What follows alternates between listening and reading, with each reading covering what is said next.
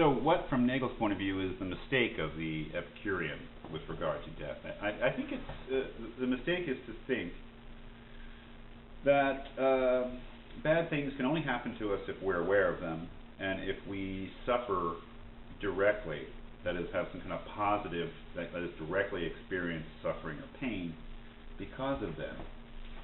This he thinks is mistaken.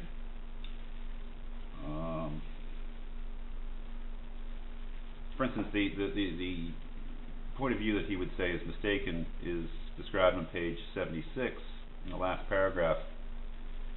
He says, someone who holds that all goods and evils must be temporally assignable states of the person, etc., etc. That is,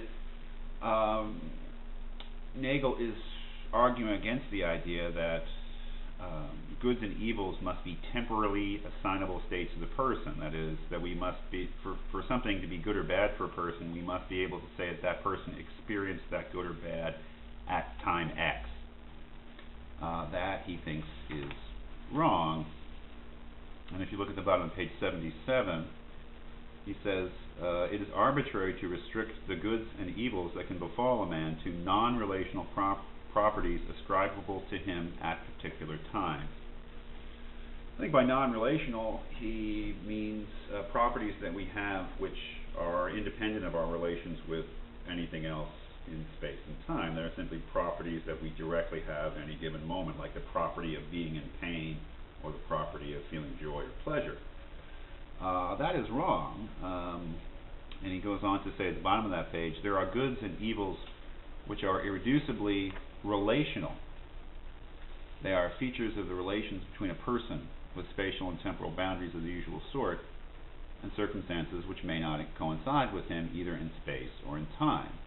A man's life includes much that does not transpire within the boundaries of his body and his mind, and what happens to him can include much that does not take place within the boundaries of his life. So a relational property would be a property that I have only by virtue of being in relation to something else beyond me, that is not an internal part of me.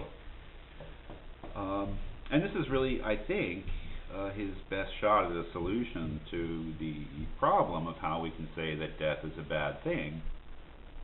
Because the bad thing, the bad event, and the person do not coincide in space and time. The person is gone once the moment of death occurs. Once the event of death occurs, there is no more person to say, point to and say that they are experiencing something good or something bad.